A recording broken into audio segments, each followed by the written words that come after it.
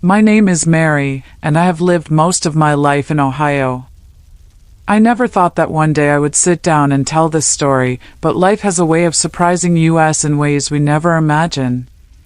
You see, I am an old woman now, but I still remember everything clearly, as if it happened just yesterday. I lived in a little house in Ohio for more than 40 years. That house was not just bricks and wood to me, it was my heart, my memories, my life. I raised my children in that house.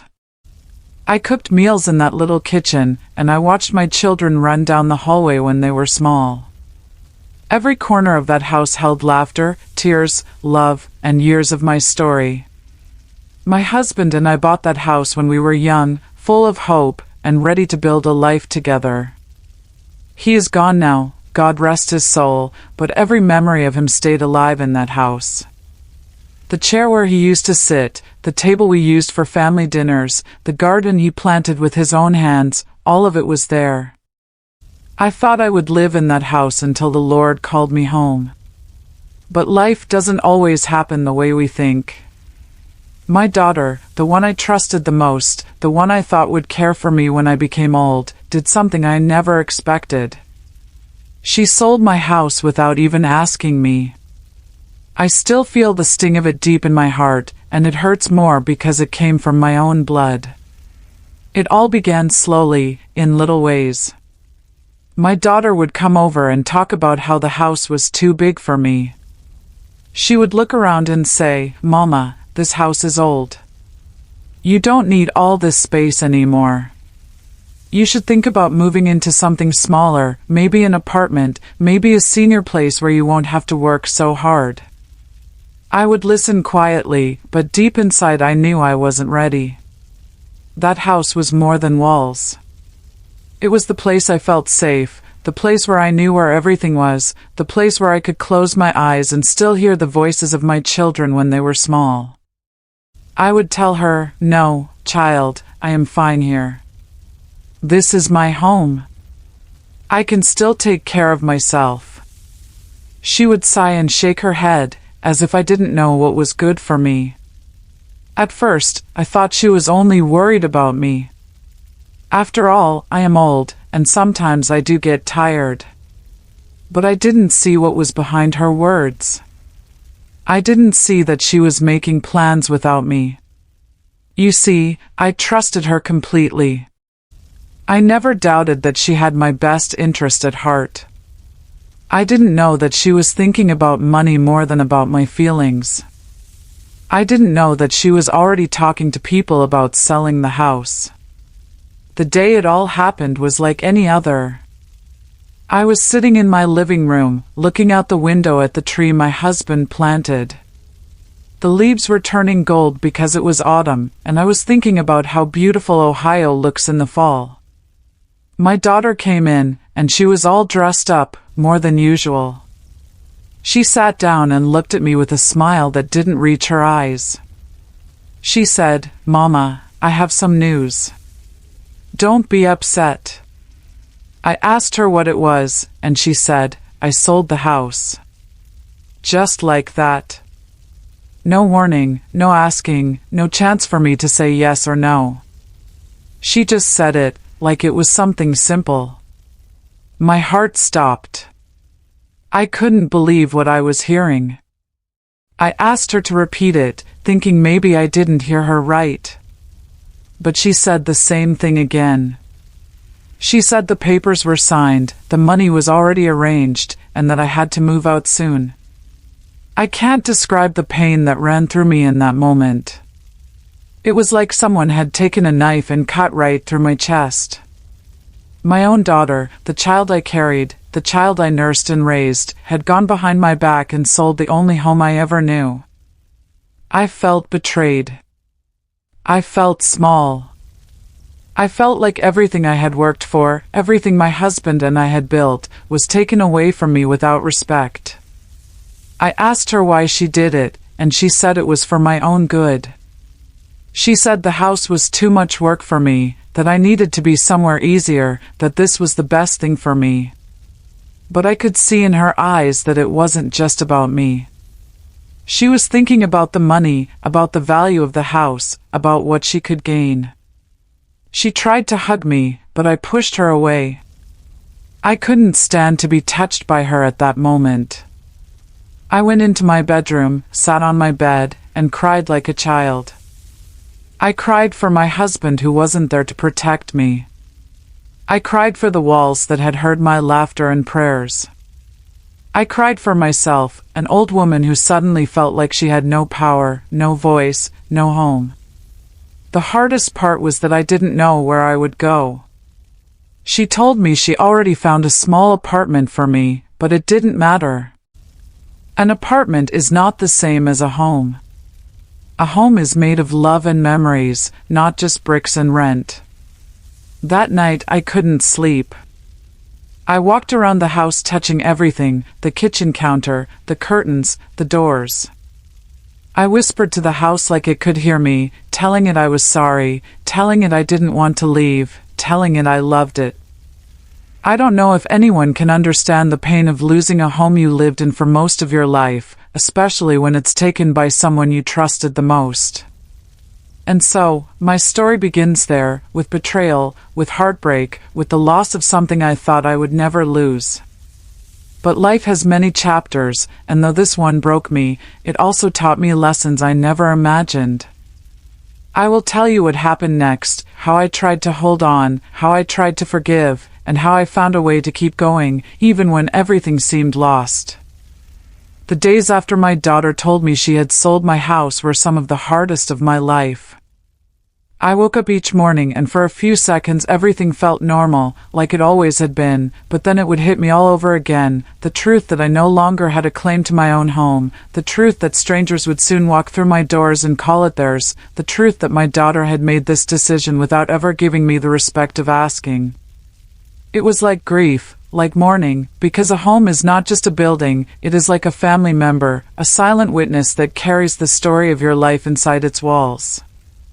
I tried to talk to my daughter again, to ask her why she didn't come to me first, why she didn't sit down and have a proper conversation, why she thought she had the right to decide for me, but every time I brought it up she brushed me off and said, "Mama, you don't understand, this is for your good.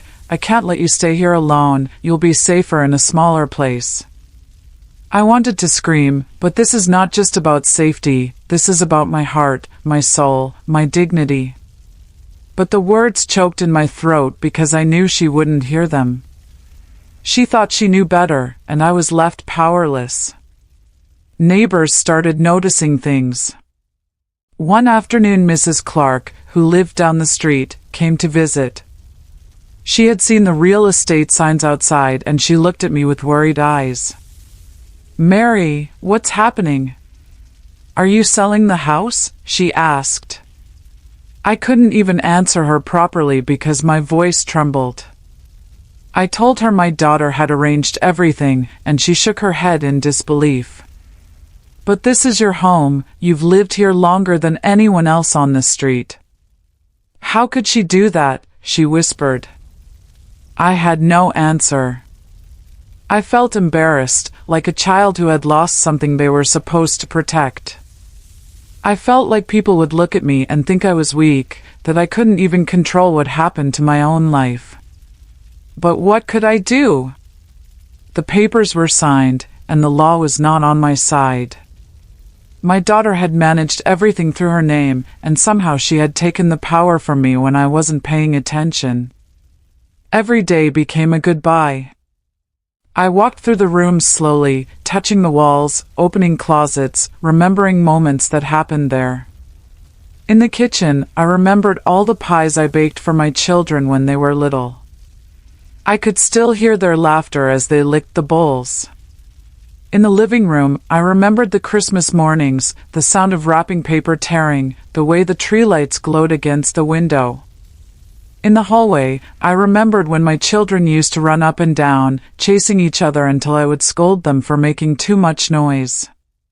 In the backyard, I remembered watching my husband plant tomatoes, proud of his little garden, and later the two of us sitting on the porch drinking iced tea in the summer evenings. Memories were everywhere, and each memory was like a little piece of my heart being torn away. The night before the movers came, I couldn't sleep at all. I sat in the old rocking chair in the corner of my bedroom, the one my husband had bought for me when I was pregnant with my first child. I rocked back and forth in silence, my mind heavy with sorrow. I whispered prayers, asking God to give me strength, asking Him why this was happening. Lord, I said softly, I have tried to live a good life, I have tried to be a good mother, why must my own child hurt me like this? Tears ran down my cheeks, and I didn't wipe them away. They fell onto my hands, and I just let them fall.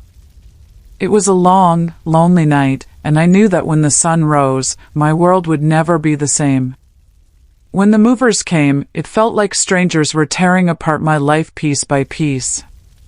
They packed boxes, lifted furniture, carried things out of the door, and with each item that left, I felt a little more empty inside. I tried to be brave, I tried not to cry in front of them, but when they took my husband's old chair, the one where he used to sit and read the newspaper, I broke down. I held onto the arm of that chair and begged them to be careful, as if it was more than wood and fabric. To me it was him, it was his presence, it was the sound of his voice. My daughter stood there impatiently, telling me not to make it harder than it already was. She didn't see that for me. This was like a funeral. I wasn't just leaving a house, I was burying a part of my life. When I walked out of the house for the last time, I turned around and looked at it, standing tall and quiet under the Ohio sky. The white paint was peeling a little, the shutters needed fixing, but to me it was beautiful. I whispered goodbye to it, my voice trembling, thank you for everything. Thank you for holding us. Thank you for being my home. My daughter tugged at my arm, telling me it was time to go, but I took one last long look. My heart ached so deeply that I thought I might faint right there on the porch. I wanted to collapse into the arms of that house and stay there forever, but I couldn't. The keys were no longer mine. The apartment my daughter had chosen for me was small and cold. It had no porch, no garden, no history. The walls were blank, the air smelled strange, and it felt like I was living in someone else's life. My daughter tried to cheer me up by saying, "Mama, this is easier for you, less to clean, no yard work." But I sat on the little couch, surrounded by boxes, and all I could feel was emptiness.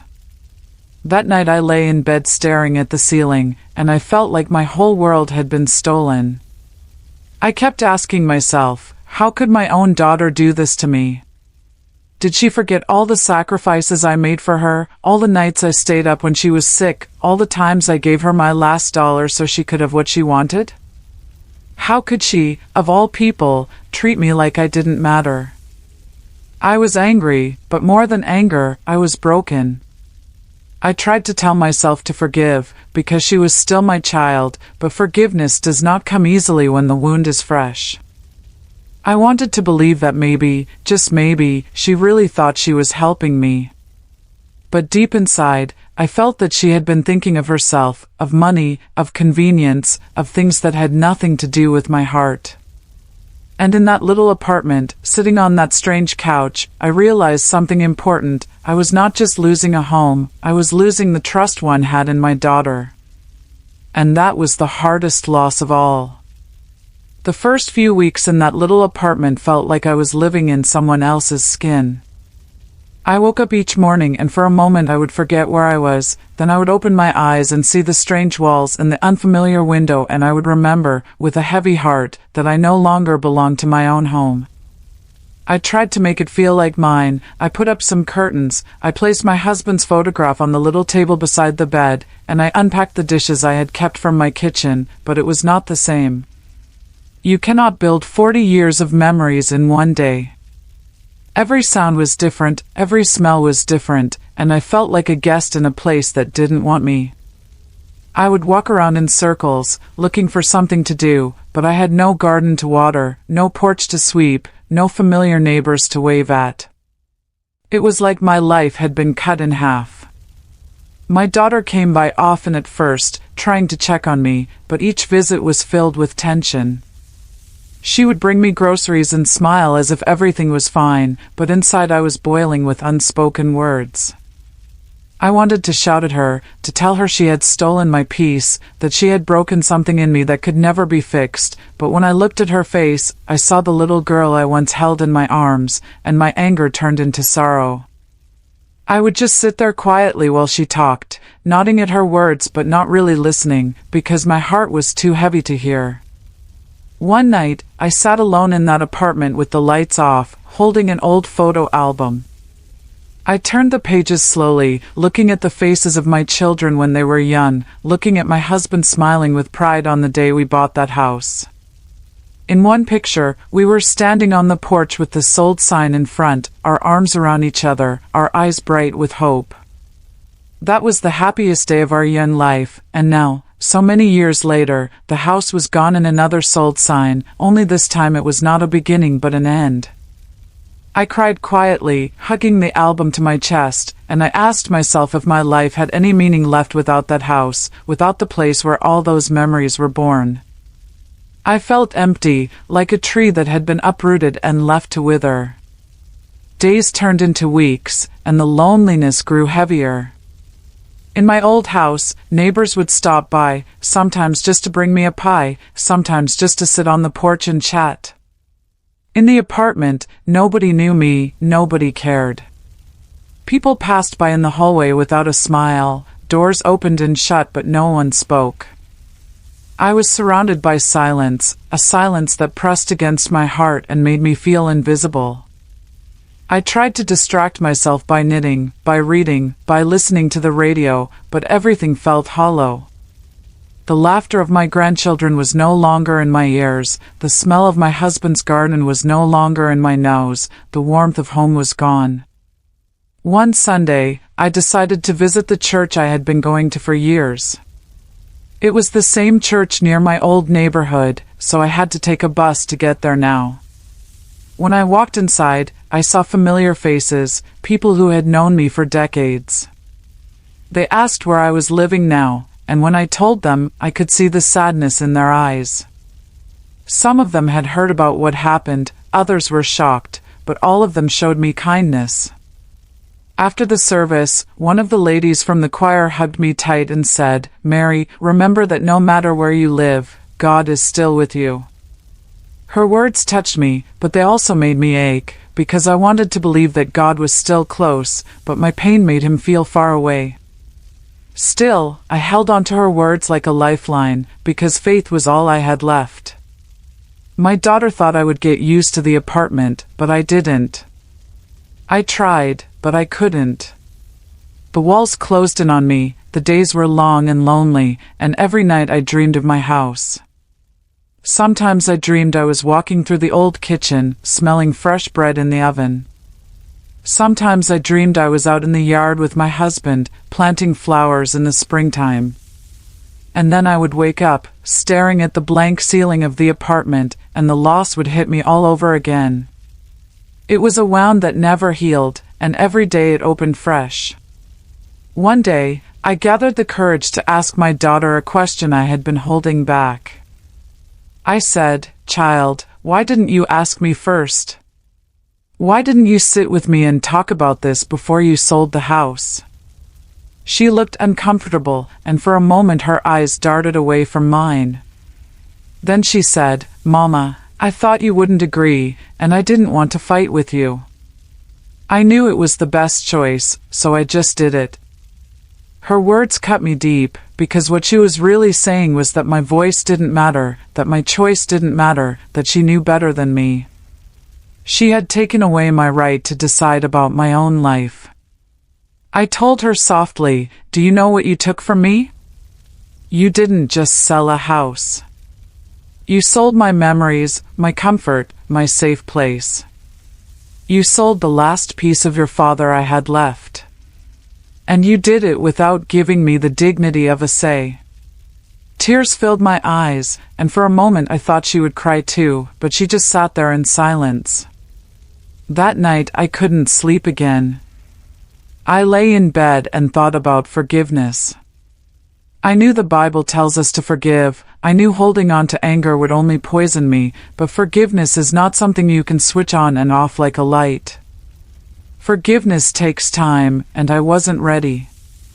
All I could do was pray.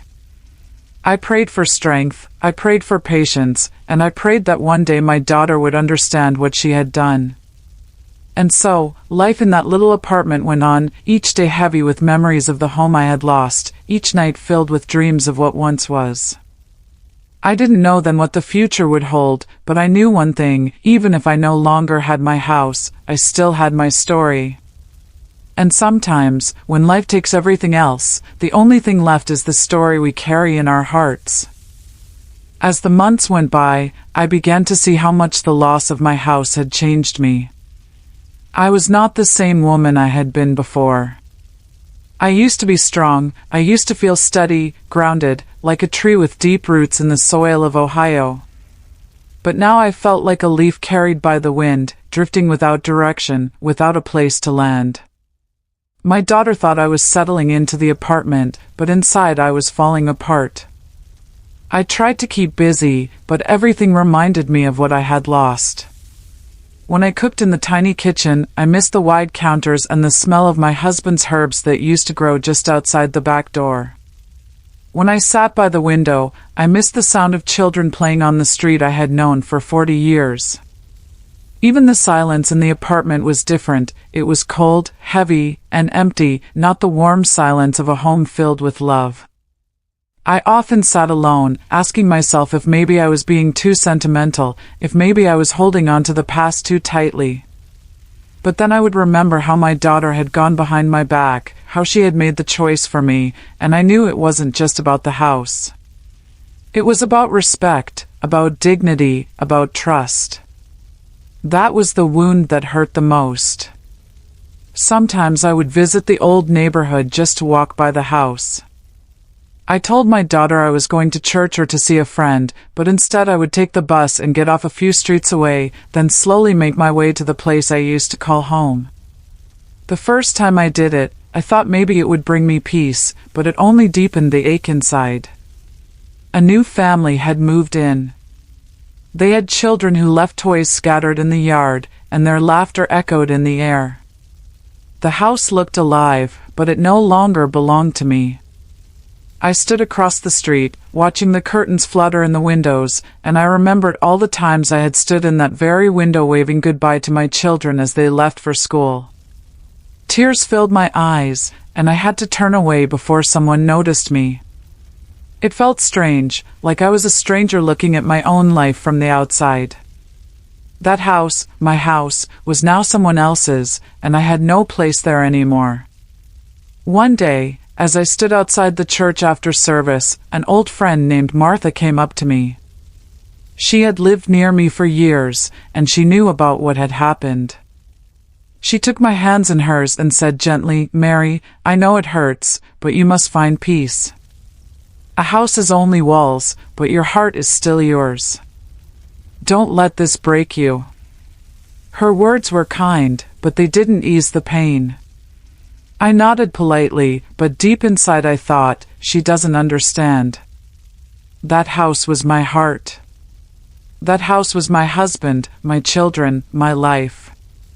Still, her words lingered in my mind, and I began to wonder if maybe she was right, if maybe I was letting this wound consume me too much. I knew I had to find a way to live again, even if it was not the life I had chosen. My daughter continued to visit, but our relationship had changed. There was a distance between us that hadn't been there before. I loved her, of course I loved her, she was my child, but trust is like glass. Once broken, it can never be put back the same way. She tried to act cheerful, bringing me little gifts, asking if I needed anything, but I could see the guilt in her eyes when she thought I wasn't looking. She knew she had hurt me, but she didn't know how to fix it. And I, in my pride, didn't know how to let her. We danced around the pain, pretending it wasn't there, but it sat between us like a heavy shadow. One afternoon she came with her children, my grandchildren, and their laughter filled the apartment for the first time. They ran around, asking me for cookies, hugging me tightly, and for a little while, I felt alive again. Their joy reminded me that love still existed, that family was still mine, even if the house was gone. After they left, the apartment felt even quieter than before, but I held on to the memory of their laughter like a candle in the darkness. It gave me hope, a small hope, that maybe life still had sweetness in it. I began to write letters in a little notebook, letters I never intended to send. Each night I wrote to my husband, telling him about my day, telling him how much I missed our home, telling him about the betrayal I felt from our daughter. Writing those words helped me release some of the weight in my heart. It was as if I was talking to him, as if he was sitting beside me, listening quietly like he always did. In those letters, I poured out all my sorrow, all my anger, all my love. And slowly, I began to feel a little lighter. I still cried, but the tears were not as bitter as before. Then something unexpected happened. One afternoon my daughter sat across from me and, for the first time, she truly listened. She didn't interrupt, she didn't defend herself, she didn't brush off my pain. She just listened. I told her everything, how I felt like a child without a voice, how she had taken away my choice, how the house was not just a building but the very soul of my life.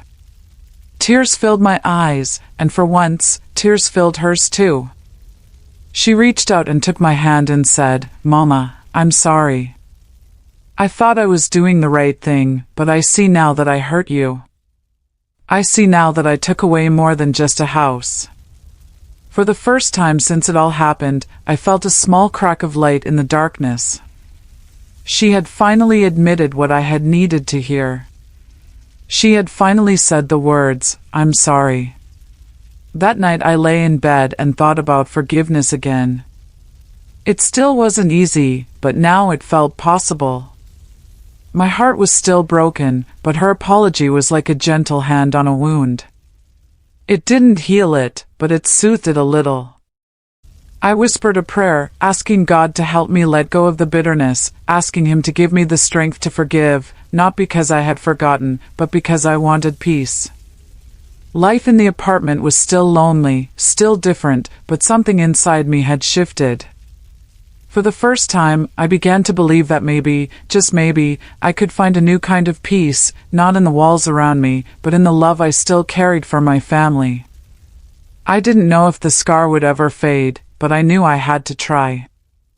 Time has a way of softening the sharpest pain, though it never erases it completely, and as the seasons turned in Ohio, I began to feel my sorrow change shape.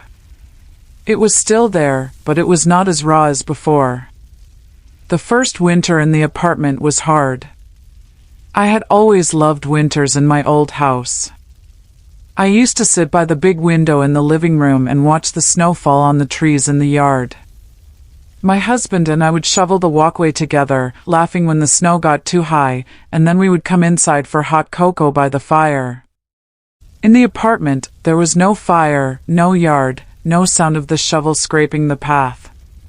Just a cold radiator and a small window that looked out at the parking lot.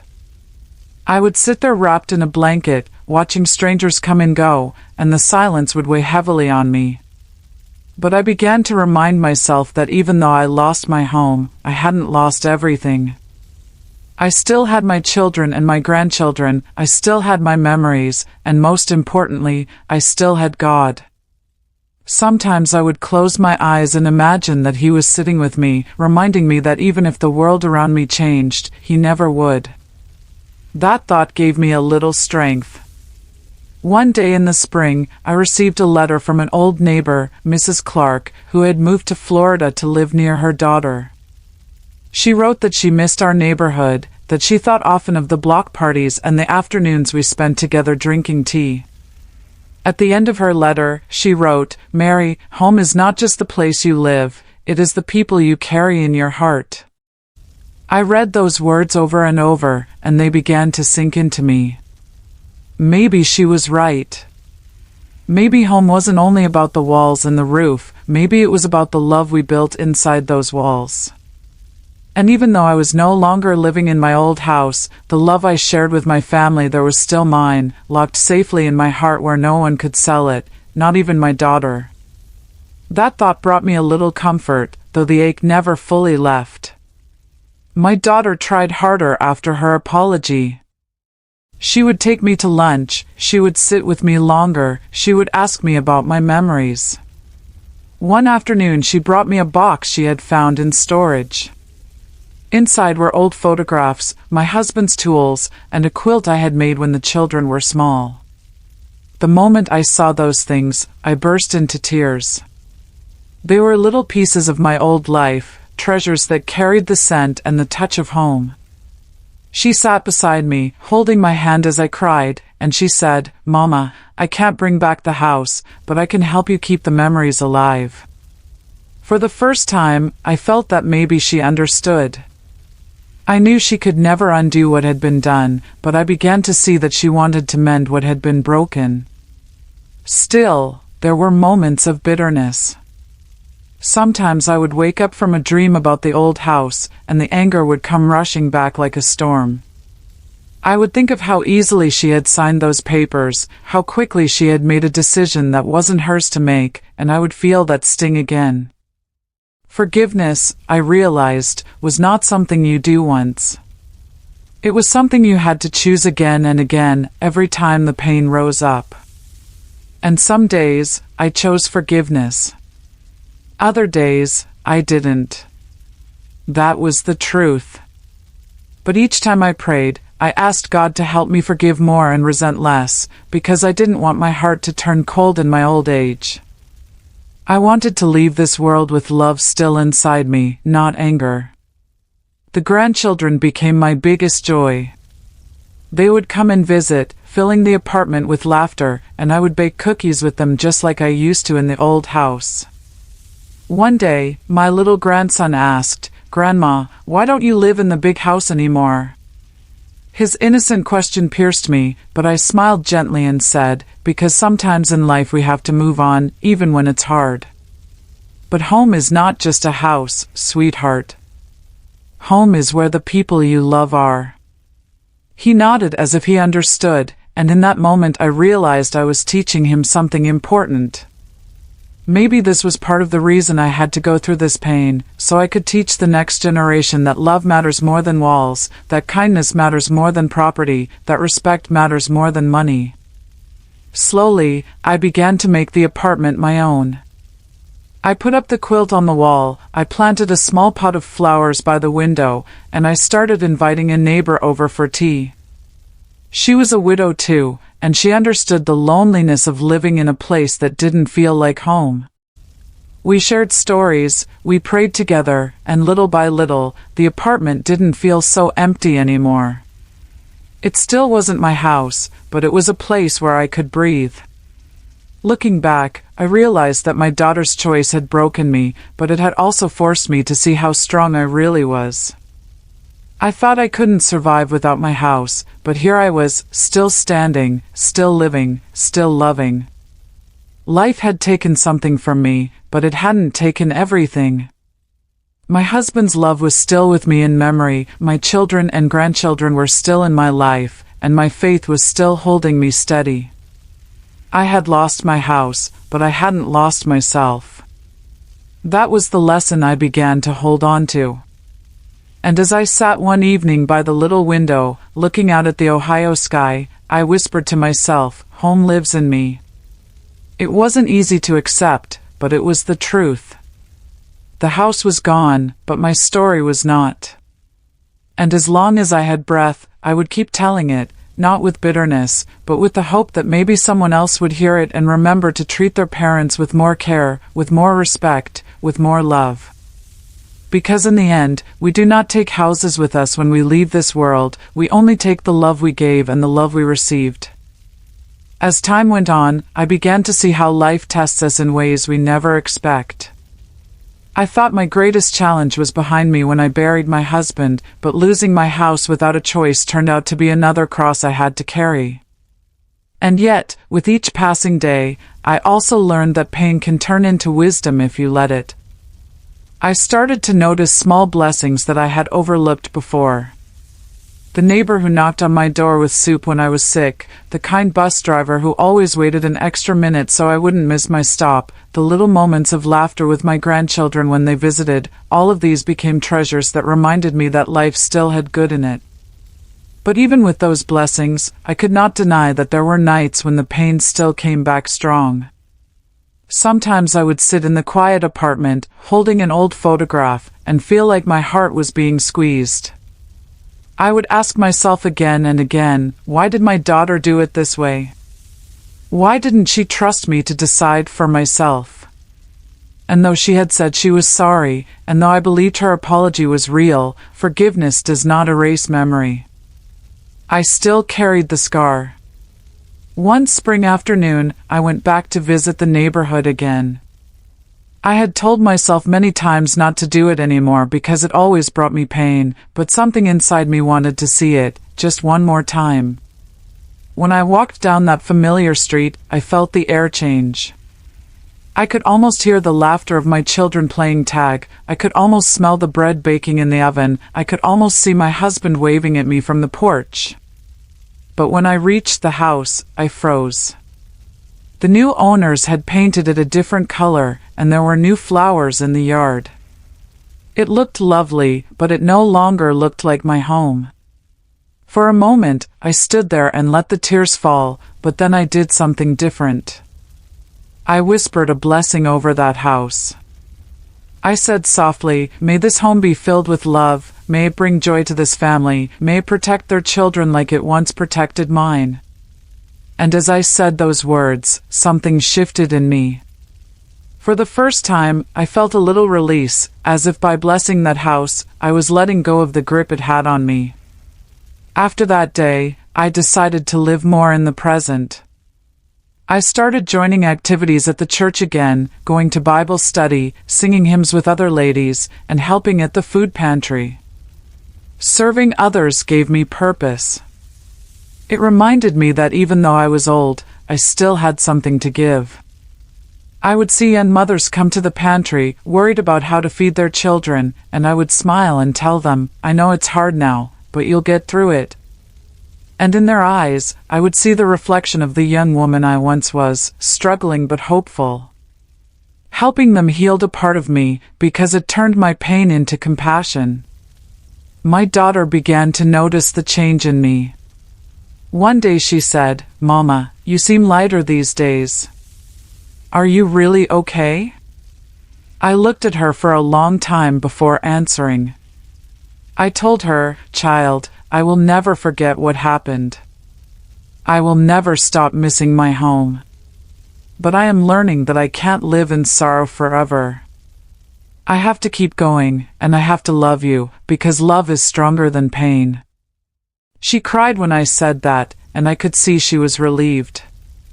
I knew she carried her own guilt, and I didn't want her to live with that forever either. We had both been wounded by this, but we were slowly finding our way back to each other. One summer evening, my grandchildren spent the night with me. We all squeezed into the little apartment, and though it was crowded, it was also filled with joy. We made popcorn, watched old movies, and laughed until our stomachs hurt. At one point, my granddaughter said, "Grandma, I like your place. It feels cozy and full of love." Her words touched me deeply because I realized she didn't see what was missing, she only saw what was there. And maybe that was the lesson I needed, to stop focusing so much on what I had lost and start cherishing what I still had. As I grew older, I knew I would not always be here. My body was slower, my steps were weaker, and I often thought about the day when the Lord would call me home. But I wanted my children and grandchildren to remember not the bitterness of my story, but the strength. I wanted them to know that even when life takes from you, you can still rise, you can still love, you can still forgive. So I started writing more in my notebook, not just letters to my husband, but lessons for my family. I wrote about the importance of respect, about listening to your elders, about not making choices for others without their consent. I wrote about love, about forgiveness, about the value of memories. I hoped that one day, long after I was gone, they would read my words and carry them in their hearts. Sometimes, late at night, I would sit by the window and look at the stars, and I would talk to my husband in heaven. I would tell him that I missed him, that I missed our house, but that I was finding peace in the little things. I would tell him that I was learning to forgive our daughter, and that I hoped he would be proud of me. And in the silence, I felt his presence, warm and steady, like he was sitting beside me, reminding me that love never dies, it just changes form. By the time autumn came again, I felt stronger. The leaves turned gold, just as they had the day my daughter told me she sold the house, but this time, the sight didn't fill me with sorrow. It filled me with gratitude that I was still alive to see another season, still alive to tell my story, still alive to love my family. And though the scar remained, I knew it was now part of the story of who I was, a story not just of loss, but of survival, of faith, and of forgiveness. As the years passed, I came to understand that life is not about holding on to everything, but about learning to let go with grace. My old house in Ohio, the one I thought I could never live without, became a memory I carried tenderly instead of a wound I carried painfully. There were still moments when the ache returned, like when I smelled fresh bread and thought of my kitchen, or when I saw a garden blooming and thought of my husband's hands in the soil, or when I passed by a white house on the street and felt my heart tighten. But instead of letting those memories break me, I began to let them warm me. I would smile through the tears and whisper, "Thank you, Lord, for letting me live those years. Thank you for giving me that home, even if it is gone now." Slowly, I came to see that gratitude could soften grief. My daughter and I never went back to the way we were before. The trust was not the same, the bond had been tested, but we found a quiet peace between us. She knew she had hurt me, and I knew she had not meant to destroy me. She had been misguided, thinking she was helping, thinking she was protecting me, but forgetting that respect is the greatest gift a child can give a parent. I chose to forgive her, not because it erased what she did, but because I wanted to leave this world without bitterness in my heart. One evening, as we sat together, I told her softly, "Child, what you did broke me, but it also taught me something. It taught me that houses can be taken, money can be lost, but love and forgiveness are choices no one can take away. And I choose to forgive you, because I don't want my last days to be filled with anger." She cried and hugged me tightly, and for the first time in many years, I felt her heart close to mine again. My grandchildren grew older, and every time they came to visit, they filled my little apartment with joy. They didn't care that it was small, they didn't care that it wasn't the house with the big yard, they only cared that Grandma was there, that I loved them, that I always had cookies waiting and stories to tell. They would curl up beside me and ask for tales about when their mother was young, and I would laugh and tell them stories that made them giggle until their eyes shone. I realized then that my role as a grandmother was not tied to a house, it was tied to my love. And as long as I had love, I still had a home, even in the smallest of places. In my quiet moments, I still wrote in my notebook. By then, it had filled with pages of memories, prayers, and lessons. I knew my time was growing shorter, and I wanted to leave something behind that my children and grandchildren could read when I was gone.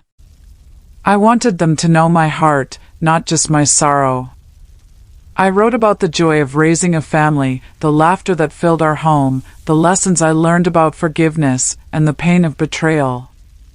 But I also wrote about hope, how even when life breaks you, you can still rise again, how even when someone you love hurts you, you can still choose to love them back. I wanted them to remember me not as a woman who lost her house, but as a woman who kept her faith. One autumn, much later, I grew very ill. I could feel my body weakening, and I knew the Lord was calling me closer. I wasn't afraid. I had lived a long life, I had carried joy and sorrow, and I had learned the deepest lesson of all, that love endures beyond everything. My daughter sat by my side every day, holding my hand, her eyes filled with regret and love. One night she whispered, "Mama, I wish I could undo what I did. I wish I could give you back the house." I squeezed her hand weakly and said, "Child, the house is gone, but you are still here. That's what matters to me now. Don't carry this guilt forever. Carry love instead." She cried like a child then, laying her head on my shoulder, and in that moment, I felt the wound between us finally close. When I breathed my last breath, I wasn't in the old house in Ohio. I was in a small apartment, with no porch and no garden. But my heart was full, and I knew that my true home was not in bricks and walls, but in the love of my family and in the arms of God. My story ended not with anger, but with forgiveness. And that, I believe, is what makes it worth telling. Because one day, when my grandchildren are grown, they will remember their grandmother's words, that houses may crumble, money may fade, but love, respect, and forgiveness are the real treasures we carry to the end. So, if you hear my story today, remember this lesson. Never make choices for someone else without their voice, because respect is a kind of love. Never hold on to bitterness, because it will poison your days. And never forget that even when life takes from you, it cannot take your ability to love, to forgive, and to find peace. My house in Ohio may be gone, but my story lives on. And my heart, at last, is home.